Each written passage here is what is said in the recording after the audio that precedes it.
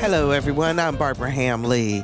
Today's Another View is a look back at some of our favorite stories from 2013. One of our goals on this show is to recognize some of the positive things that are going on in the African American community. And we do that almost every week. Producer Lisa Godley talks to people, profiles programs, and showcases a lot of what's great about this region's Black community. When we come back, we'll share some of the special moments right after this news from NPR.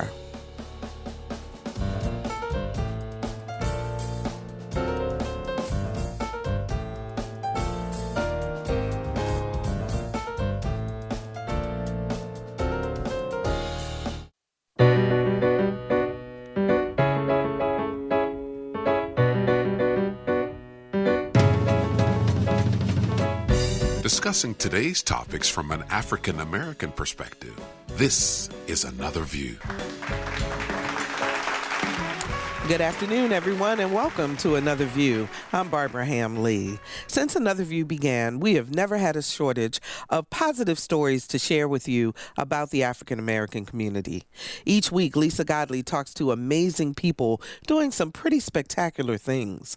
Over the past year, we've had the pleasure of talking to talented musicians like Wynton Marsalis, go-getters like the 105-year-old Josephine McBride, who's an honorary deputy and still growing strong. We profiled authors like Alex Haley's widow, Mai, who released her first novel this year.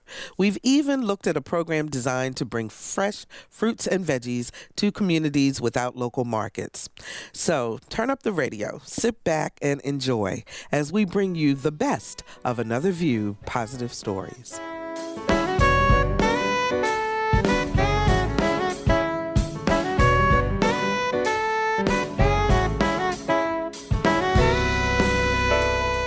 He's one of the most decorated musicians and composers in the world.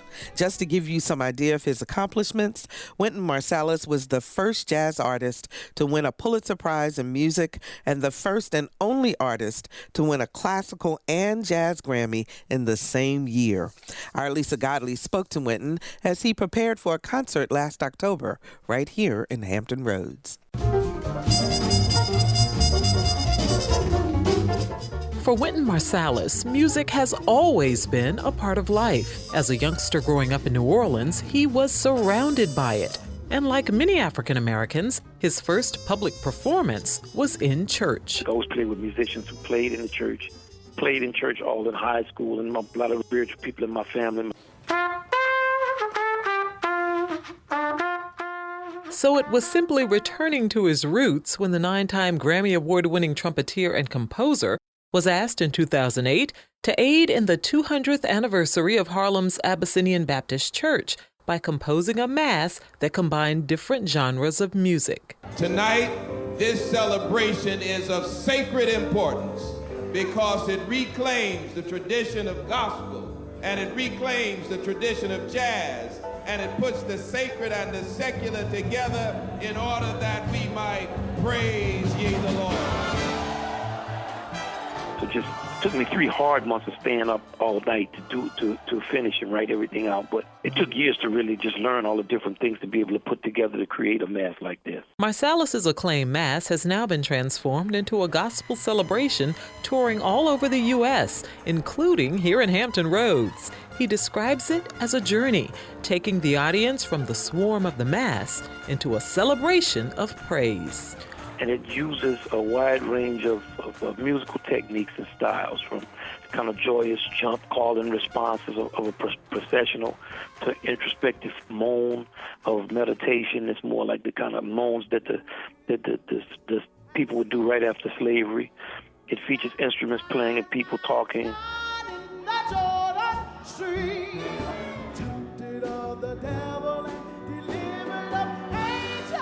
When he's not performing with the Jazz at Lincoln Center Orchestra, Marsalis is working as the managing and artistic director of Jazz at Lincoln Center.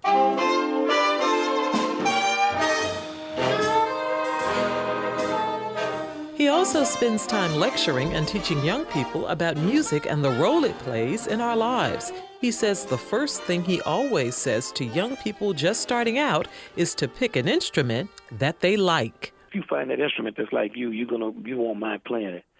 The second thing I'd say to parents, mainly if you're talking about really young people, because they're starting out, don't make them practice for a half hour or an hour. Make them practice for 15 minutes.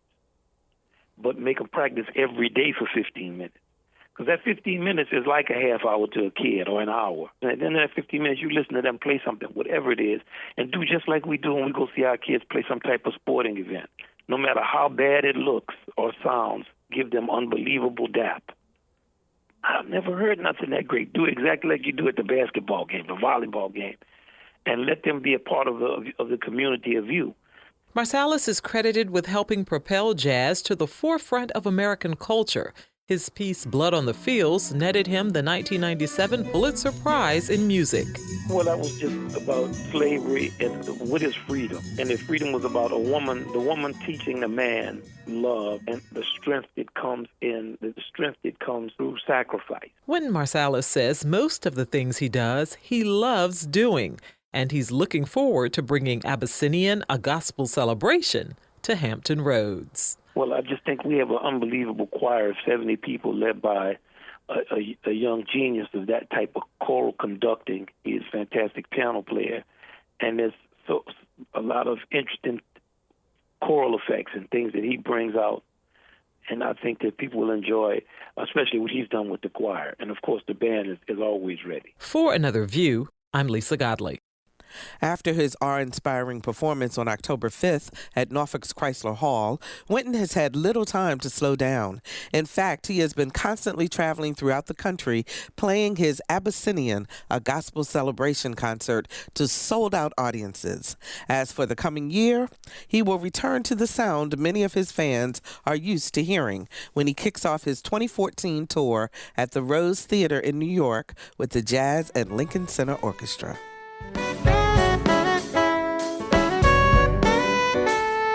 One Hampton couple is on a mission to help people make better decisions when it comes to their food choices.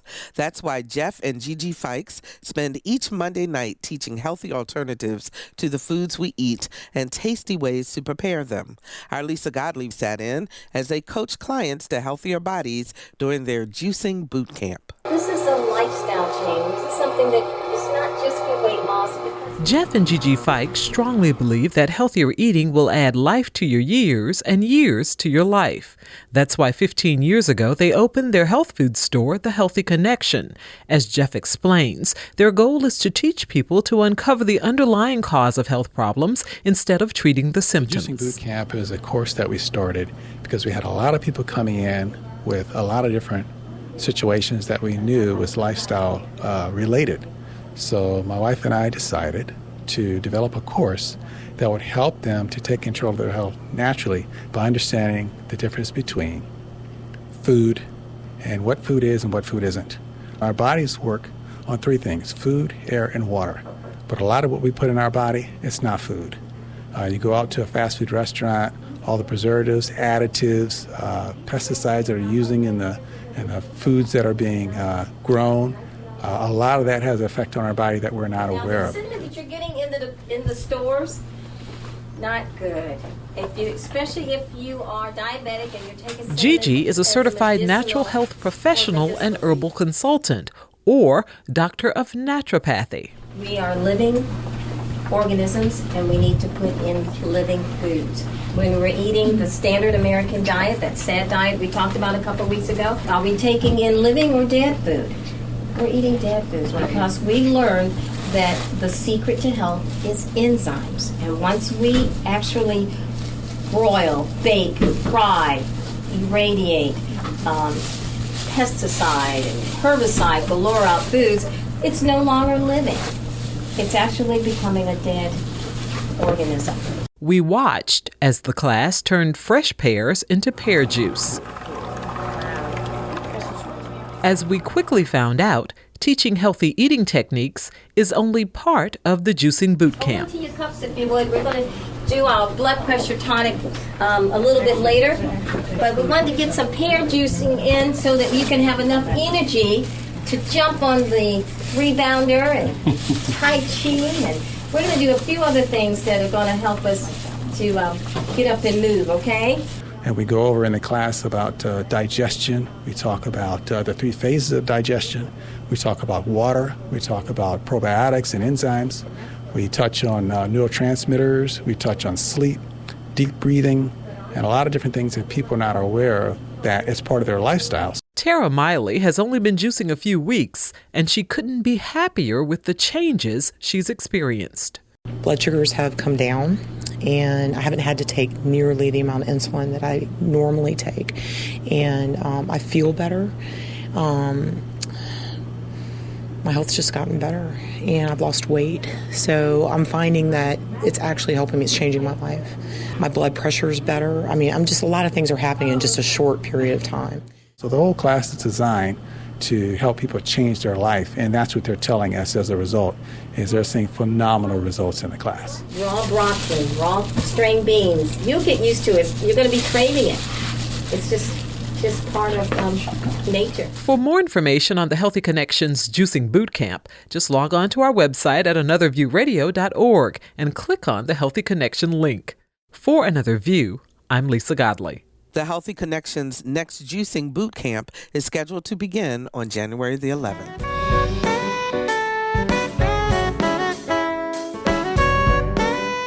Hampton Roads' own Mike Tomlin took the reins as head coach of the Pittsburgh Steelers in 2007, and 2 years later became the youngest coach to win a Super Bowl championship. But his success hasn't stopped him from returning to his community to give back. In fact, it's been a driving force. Every year for the past 4 years, Mike Tomlin has made it his mission to give back to the community that helped shape and mold him as a child. Really, it's a no-brainer for me. I come from this community. I had goals and dreams, and a lot of members of my community served as mentors for me in terms of helping me realize some of those things and really just providing the right perspective for me just to go about, living and chasing those dreams. So, me, I take it personal, and I believe that I have an obligation to pay it forward, and that's what I'm trying to do. After graduating from Denby High School in Newport News, Tomlin then went on to play wide receiver at the College of William and Mary. Before being hired as the Pittsburgh Steelers coach, he gained experience coaching at various universities, including the University of Memphis, Arkansas State, and the University of Cincinnati, just to name a few. Tomlin says education is key when pursuing goals and dreams. Regarding education, thankfully I'm blessed to be in a position where I meet a lot of people that are doing interesting and exciting things, and almost 99.9% of those people, education is part of the formula. I don't care what your dreams are, getting a quality education, a formal education needs to be a component of it. Tomlin understands the desire of young men to play professional sports, and he offers his insight on how to succeed. The secret is there's no secret. It's not about what their goals are, what their mouth says their goals are. It's about what they're willing to do on a day-to-day basis to make those things happen. I think more than anything, I think that's the message that needs to be heard.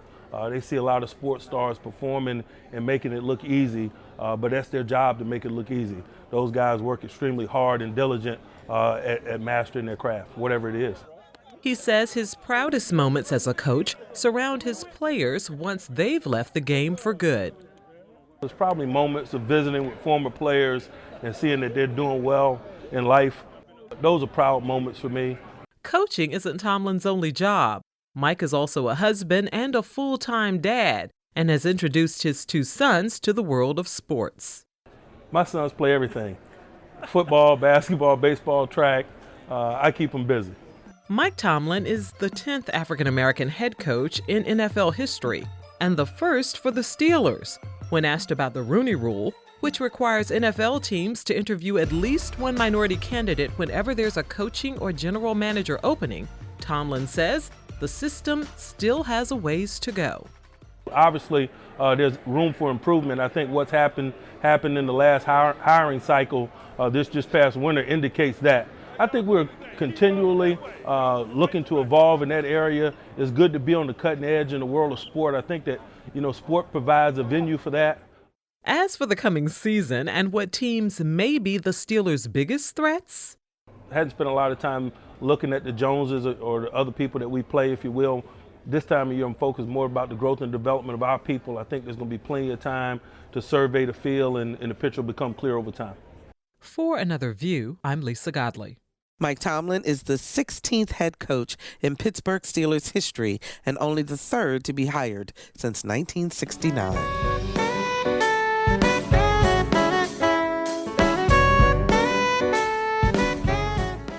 During the fall of this year, PBS aired a 6-part series which looked at the journey blacks have taken from slavery to the White House, called The African Americans, Many Rivers to Cross. Part of this incredible story took place right here in Hampton Roads at Old Point Comfort.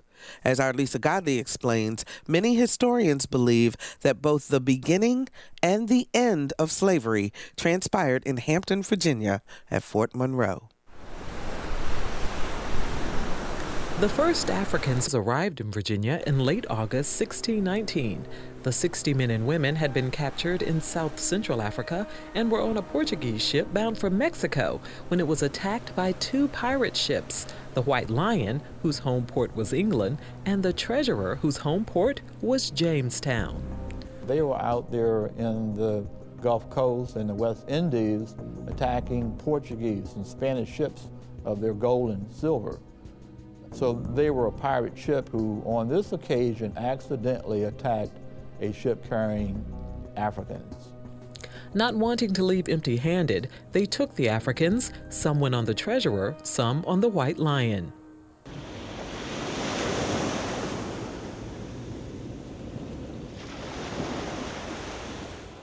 But a violent storm caused the 2 ships to separate. Not knowing the waters, the White Lion set sail for Jamestown, but ended up dropping anchor at Old Point Comfort. The Africans were traded in exchange for food. It's uncertain whether they were traded as slaves or as indentured servants. The majority were dispersed among the colonies. The founder of Project 1619, Calvin Pearson, knows the story well. 2 of them stayed at Point Comfort and became servants in the home of Captain William Tucker. Captain William Tucker was the commander at Point Comfort at that time, and that was Antonio and Isabella. And Antonio and Isabella is the couple that gave birth to the first African child born in America who became William Tucker. Brenda Tucker Doswell is a descendant of William Tucker. She often shares her family's story in words and song.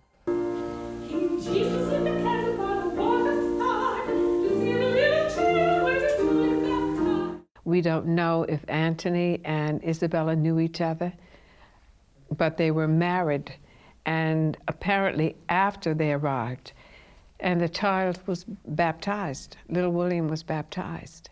But even Christian slaves who were baptized could not escape the laws that were being formulated to hold them in a state of servitude forever.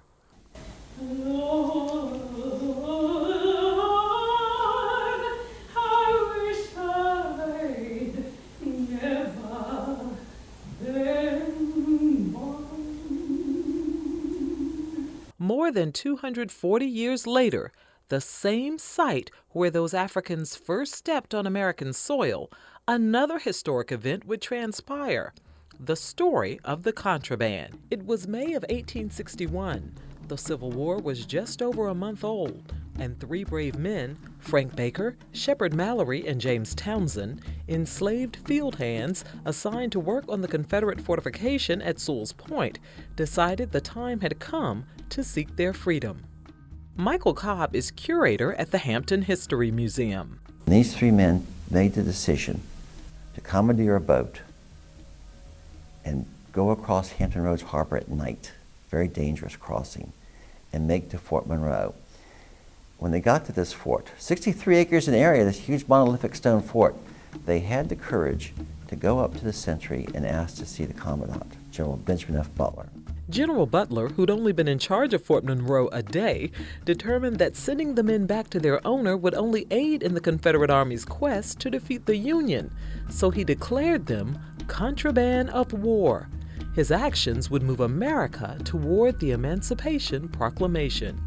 The men were put to work at the fort, but it was long before the word spread that Fort Monroe was a place fugitive slaves could find refuge.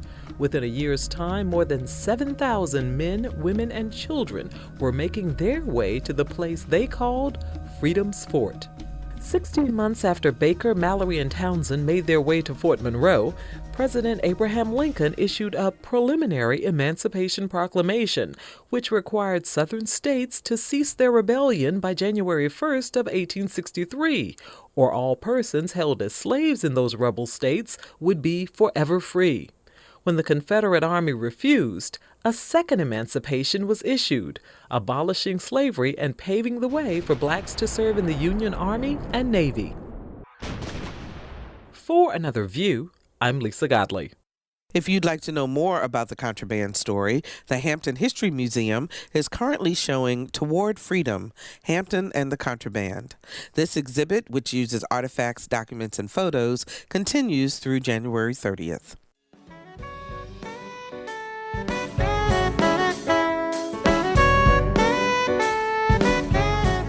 It's always a pleasure to see a young, fresh face in power. Compton, California has always been a center of negative vibes in our country, but now an innovative young woman is shining through that darkness. Growing up in Compton has been bittersweet for Asia Brown. As a child, she witnessed crime, poverty, and despair. But as a young African-American woman, she hopes to change people's perceptions of her hometown, a city once tagged the murder capital of the United States. Grisly scene in Compton, a body is found. But Brown doesn't seem worried. She's already changing the political landscape as the youngest black female ever elected mayor of a major U.S. city. And I will well and faithfully discharge the duties upon which I am about to enter. Discharge the duties in which I am about to enter. Thank you and God bless you. Thank you. I think that I represent just a new era and new opportunities for our community. We've gone through a lot in the past in terms of our leadership, and it's exciting to have qualifications and the experience needed to really move our community forward. Brown is also the first woman to hold the office in Compton since 1973, and she plans to use her new authority to change the city's image. We're looking at restructuring the Compton Unified School District's education system and how we do academies to really focus our kids in specific learning environments so that they're excited about learning again, and then hopefully to be able to get them off the streets and to prevent them from going into gangs and ultimately to reduce our crime rate and our recidivism rate. Brown received her master's degree in urban planning from the University of Southern California's School of Public Policy in 2005. Since then, she's dedicated her career to initiating change in disadvantaged communities. And I think it's important for the adults to really educate our children on how to interact with law enforcement, how to really be representative. Systematic racism still exists, and it's something that we need to be cognizant of as a people and also train our kids to be able to overcome that. Brown says staying in school is the #1 tool for success, and dropping out should not be an option. Your education is something that can never be taken away from you, and it's great to be able to educate and empower yourself and to really be in a structured environment to where you can really learn the landscape of our nation and also the global economy, because just with the increases and the revolutionary way that we're able to contact through social media, the world is much smaller today, and so it's very important for people to be educated just to get a firm foundation and understanding. High school education is truly important just to be able to move to the next step in our lives, regardless of what that step is. In 2011, Brown co-founded the Compton-based Urban Vision Community Development Corporation, a nonprofit organization dedicated to improving the standard of living for the citizens of Compton. Every person that has gone through this program, they've actually been paired with job opportunities and they've been hired. And she's ready to work to ensure more opportunities are made available to the people she now serves. She says by electing her into office, they've spoken and made it clear that they're ready for change. I believe, and the residents also agree, that we're really at an all-time low. And so we really need to be able to have someone that's actually trained and educated and building up communities and revitalization to really be able to connect with the outside investors and policymakers and really build coalitions to move Compton forward, because we can't continue to do the same thing and then get, different results. That's insanity.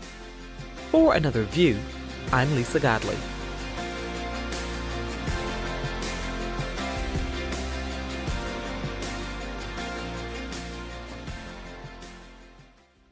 Asia Brown recently completed her first 5 months in office. She says she's enjoying the small victories and considers it an honor to serve.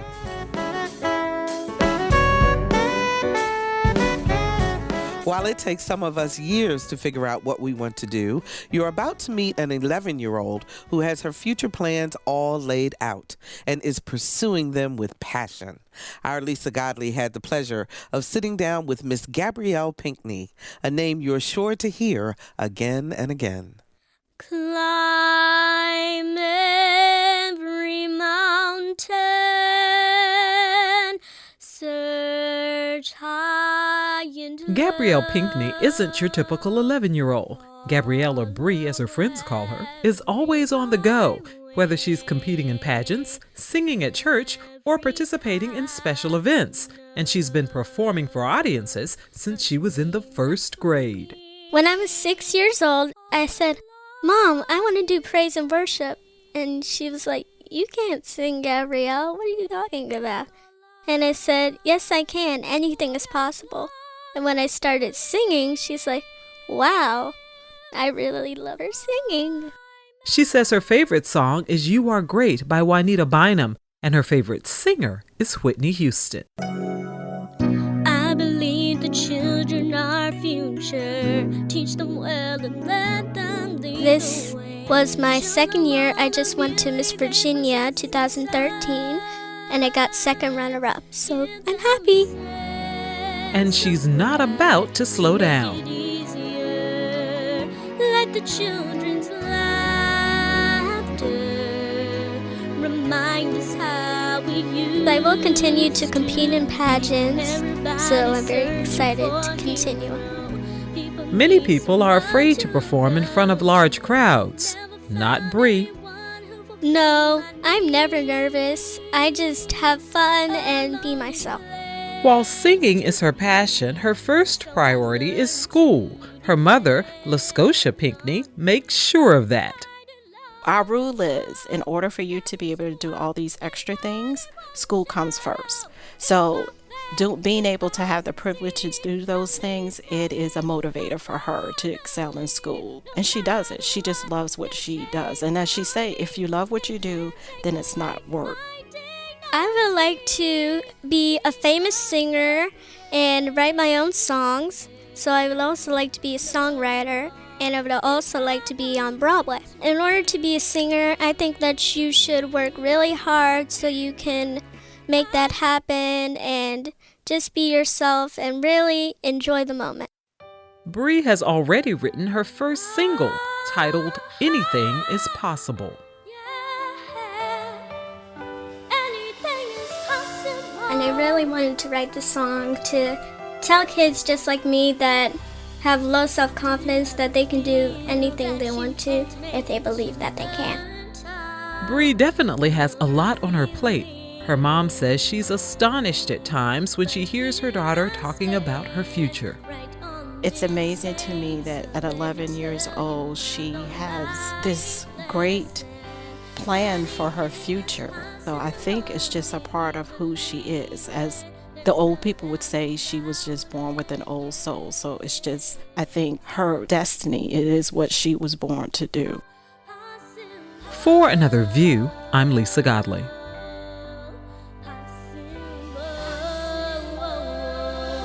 Anything is possible. Bree finished shooting the video for her song Anything is Possible in October, so her fans and supporters can expect to get a sneak peek before the end of the year. She's also planning on heading back into the studio in 2014 to record a song she wrote for her father called Daddy's Little Girl. Meanwhile, the 11-year-old songstress continues to perform at venues all across Hampton Roads.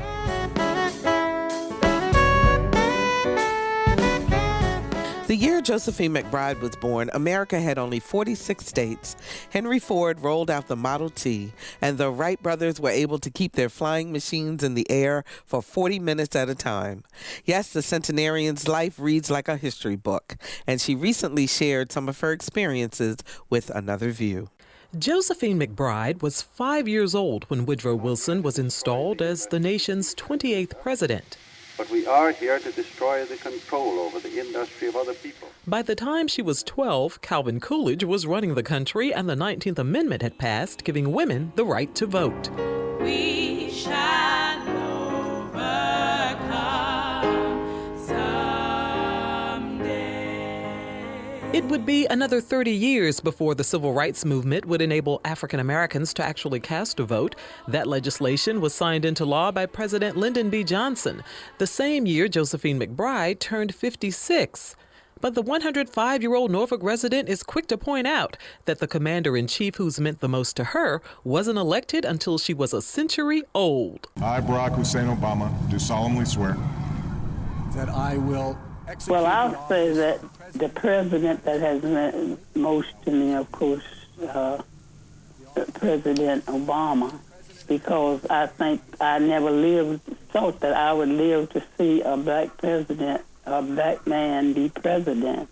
So that has meant more to me than all the others, even though I love Kennedy, Carter, Nixon, not Nixon. There's no denying that Josephine McBride has seen a lot in her life. She was trained as a nurse at Lincoln Hospital in Durham, North Carolina, and took a nursing position at Norfolk Community Hospital in 1937. She was 29 at the time. Well, when I was coming along, now, this is a long story, too. When I became a nurse, you didn't have to have your BS or your whatever, the education, other education, your master's or whatnot. Because when you finish, if you were a good nurse, you were just a good nurse, and you didn't have to have all that education. She says she married late in life. So I had my babies after I was 35, and I did have twins. One thing many people don't know about Josephine McBride is that during the Jim Crow era, she once had a Rosa Parks moment of her own. I did get arrested when I tried to get through the bus and go to he wanted to send me to the back of the bus, and I wouldn't get off. I was coming into the bus, and the bus, at that time, the bus was full, but I could get in the bus, so why should I get out the bus and go to the back? I had my pass, and you weren't supposed to get off the bus and go to the back and come in the back door anyway. Josephine McBride's fiery spirit and determination is what caused her to become the oldest person to graduate from Norfolk's Citizens Police Academy at 101 years old. As part of her training, she fired a gun and hit her target. Well, after I joined and finished the course, a lot of people finished after me, older people, because they said if I could do it, they could do it too. So they went to the academy and took the training after I did, and it was fun for me. I met a lot of people, and they have continued to be my friend. Since then, they have kept up with me, and it has been fun. Can't wait to see what Josephine McBride does next. For Another View, I'm Lisa Godley. Mrs. McBride says she doesn't have anything special planned for 2014. She says she just hopes she's able to get around to do things like she's always done. And so do we. She fell in love with one of the most noted authors of our generation and helped him write one of the most detailed accounts of an African's journey from freedom to slavery to freedom again. Author Mai Haley was a major contributor to her husband Alex Haley's novel Roots. And now Mai is stepping out on her own with her premiere novel that begins right here in Hampton Roads, titled The Treason of Mary Lou Vester. If you've never heard of Mary Lou Vester, you're about to. This heroine from Norfolk, Virginia, played a significant role in the Civil War by smuggling vital information about the Merrimack north to the Secretary of the Navy, giving him a heads up to get the Monitor ready for battle. Because of what Mary was able to bring to him, that they realized that they really had to speed up things in order to be able to get the ironclad finished and into Hampton Roads for the big dogfight between those two ironclads. And that's what impacted the war. I asked Mai how she discovered Mary's story. She gives credit to her husband Alex's master researcher, a man by the name of George Sims, who was responsible for a lot of the research done on Roots. What happened was, after Roots was done, I was telling Alex I really wanted to write my own book about a woman of substance that I could emotionally identify with. George Sims was the kind of person who was like a mole in the Library of Congress. And so if you gave him an assignment, he was like a terrier with a bone. He wasn't going to let it go. That he came back with this information about her.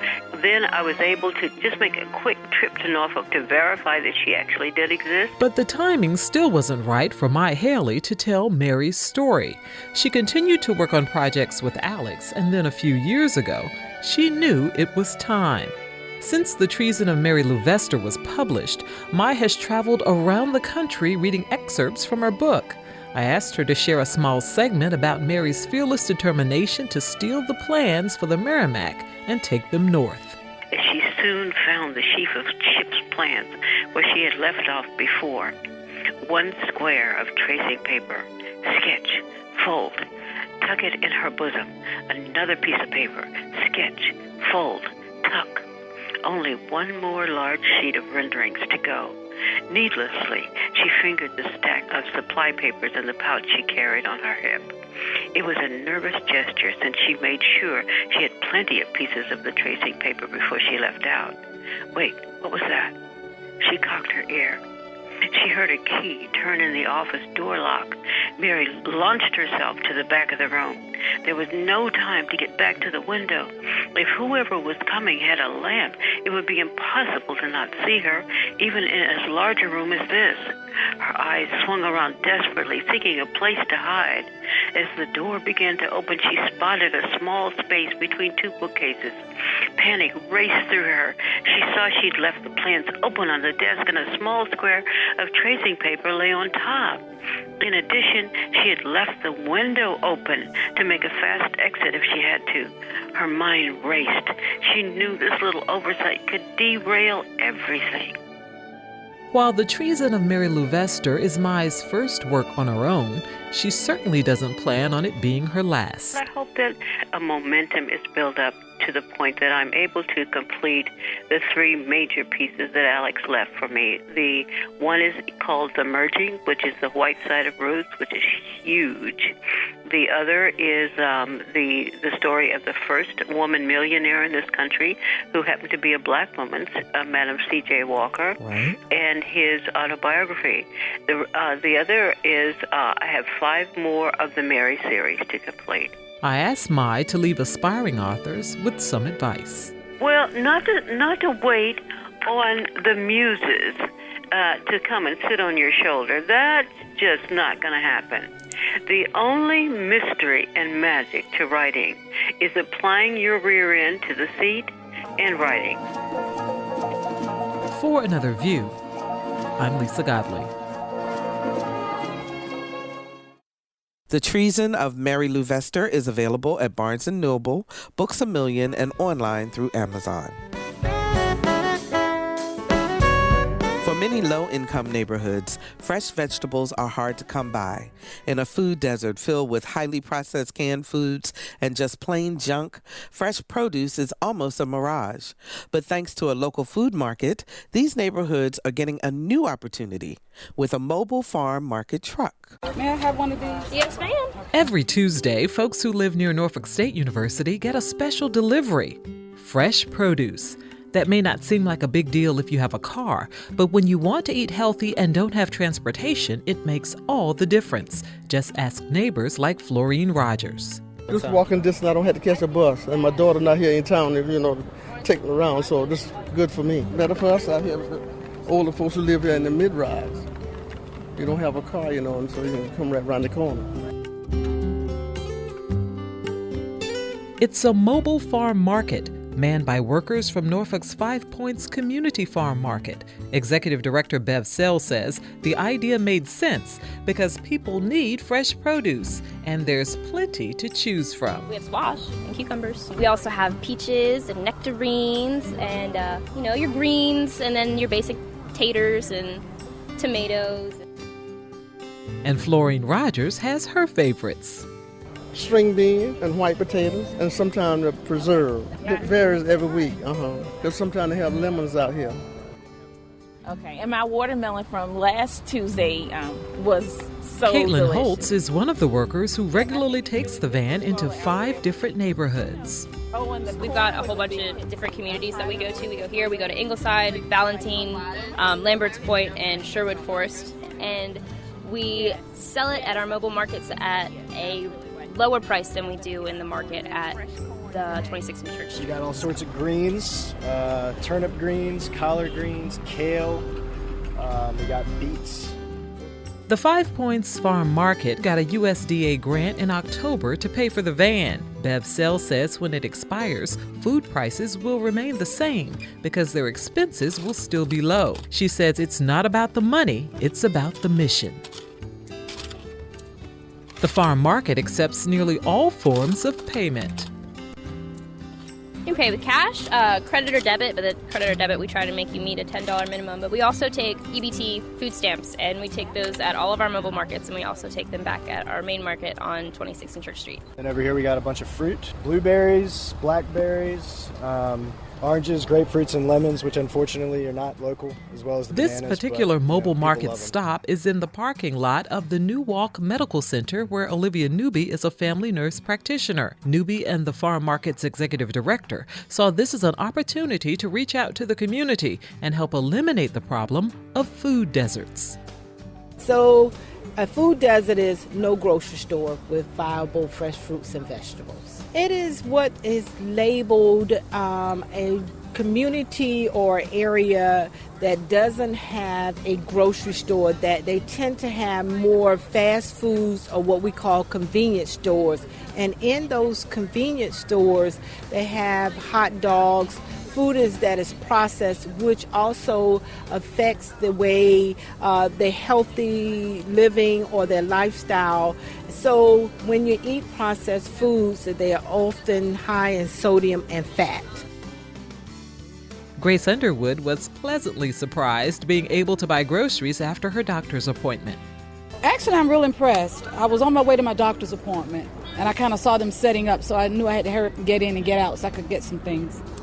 Real impressed with what they have. So I had to call my husband. Say, is there anything that you want? Everything I named, he said, get it. So I got it. It's summer, and squash. For Another View, I'm Lisa Godley. And green beans, and of course corn. If you'd like more information about the Mobile Farm Market's other locations, just log on to our website at anotherviewradio.org.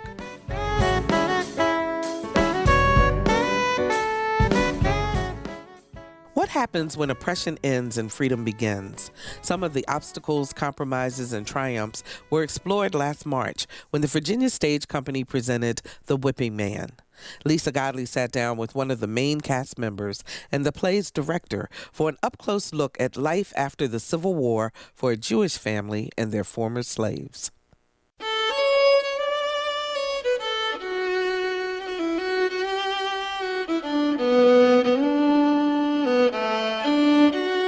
It was a difficult time for America. The Civil War had just ended, and once enslaved people were now free men and women. The Whipping Man shows how a Jewish family from Richmond and their former slaves addressed the challenges. The play begins with the wounded slave owner's son returning from the war to a house and a servant he no longer recognizes. Rifle out my face, old man. He's out of the hood. I think I'll make the rules. Where am I? It don't matter because you ain't staying. Whose home is it? You best be on your way. Ain't nothing left here to steal, if that's what you're thinking. If it's dying, you're looking to do. L. Peter Callender plays Simon. a now free man who has served a Jewish family and lived in their home most of his life. He shared with us how he prepared for the role of a slave. You just got to get raw. You know, you got to start from a place of being raw, because everything has to hurt. And I think sometimes you show that it hurts, and sometimes you don't show that it hurts. Sometimes it hurts more than others, sometimes it hurts less than others. But at all times you gotta be feeling something. Sure, I'll do that. He says one of his favorite lines in the play is when his character Simon explains to a young slave, Peter, why they need to remember slavery and to pass the story on. You must not forget, your children must be taught. And I think any young person who comes into this theater and the lights go down, who I'm personally hoping, because I'm an educator myself and I run a theater in San Francisco, and I think it is imperative that they get that this did happen. It was important that they know it happened. It's important that they pick up where we leave off here and go back and talk to their parents about it or talk to their teachers about it. Go back and learn more. These things need to be remembered, and the people that struggled and made all the sacrifices, their journeys need to be remembered. Callender says there are many, many life lessons taught in The Whipping Man. Are you still waiting for someone to do something for you? Are you still waiting for somebody to give you that 40 acres and a mule? Are you still waiting for... There's a line in the play where I talk about, Mr. De Leon is going to give us money when we get freed. And John, the other black character in the play, he's looking for that. He's waiting for that money. And I tell him, John, don't, go make your own plans, do your own thing. You're free now. And sometimes when we talk about freedom, we are still shackled because we don't know what to do with it.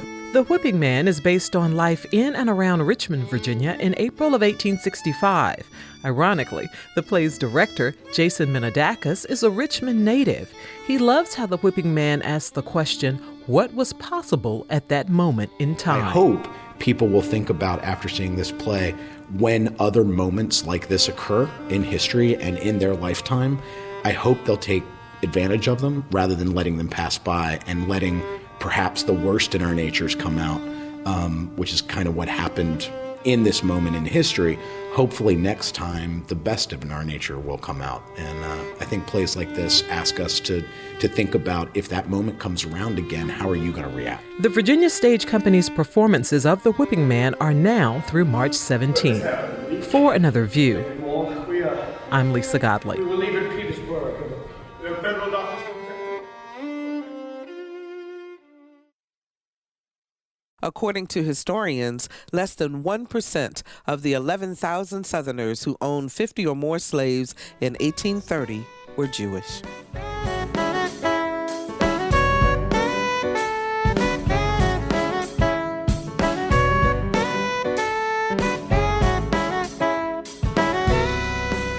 One local business owner is all about the business of singing songs that will encourage and inspire others.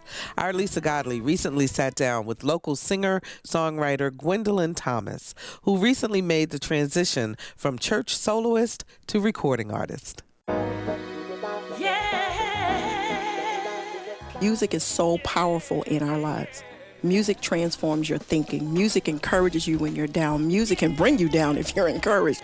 Gwendolyn Thomas has been singing since she was a little girl, but it wasn't until her adult years, when she started performing at local churches, that she decided to take her talent to the next level. Every time someone invited me to lead praise and worship for a special event or something like that, someone would always come up to me after and say, "Do you have a CD?" Even then, Gwendolyn dismissed the idea, but it wouldn't be long before that changed. I ended up in a church where the wife of the gentleman who produced it went to church with us, and she said, "You need to go into the studio." And she had a studio. So I asked them, "How do you know when it's time to do a CD?" And they said, "When people start asking you for one." Gwen started writing songs in college. One of her favorites is dedicated to her mother, which is track 10 on her CD. I do not think she'll ever know how I appreciate all the many things she's done. In addition to writing many praise and worship songs, Gwen has also written a 30-cast musical drama that she directed and named Judgment Day. I don't sit down to write songs. A lot of times I'm either in prayer or I'm crying about something that I'm going through that's very difficult for me, or I'm driving down the road and praising God for what I've come through or what He's doing that's a blessing in my life. And the words will come to me with the sound. Gwendolyn titled her debut CD, Just Real.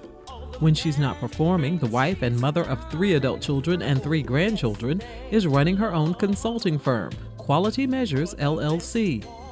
With such a busy life, she says people are always surprised when she tells them that she has to spend time encouraging herself. I come across so confident.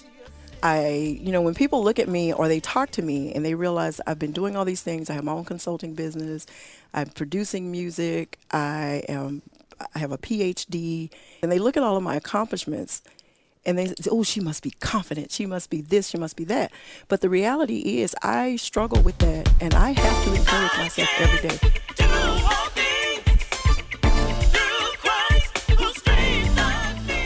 When I first started the CD, I just wanted it to bless people. One of the reasons I believe that I was given this assignment to actually produce that CD with the songs that came to me is because a lot of times being a Christian gets really, really hard. Sometimes the words in the Bible don't feel like they're going to get you through. But if you trust and you just have to hold on to just a little bit, if you hold on to a little bit or take just one more step, you find yourself at a different place. So I wanted it to be real about being a Christian and walking by faith and trusting God. She says if just one of her songs encourages one person, it was worth it. I believed 2 things. One, that God blessed me with these songs. He certainly gave me my voice, because I didn't sit at a lineup and pick the one I wanted, or I would have had somebody else's voice. And if He gave me these songs with this voice, then He has an audience for it. Wonder if it's really gonna be all right. But I gotta believe that if I hold on to just a little bit of faith, God's gonna do what He said and guide me while He makes a way. Challenges come and challenges go, but Jesus loves me, and this I know. For Another View, I'm Lisa Godley. When Gwen is not running her consulting business or writing songs, she can be found conducting workshops with praise and worship teams and their congregations all across the country. We hope you've enjoyed revisiting some of our favorite stories from 2013, and we can't wait to show you what positive things are happening in the African American community in 2014. To listen to any of our past shows, you can log on to our website, anotherviewradio.org. And don't forget, you can stream us live every Friday at noon right from our website. Next week, the first roundtable of 2014, so you know it's going to be lively. Our theme music was composed and performed by Jay Sennett. Lisa Godley is our show producer, and Victor Bowen is our audio engineer. I'm Barbara Ham Lee. Happy New Year, everyone, and let's get together again next Friday at noon for Another View.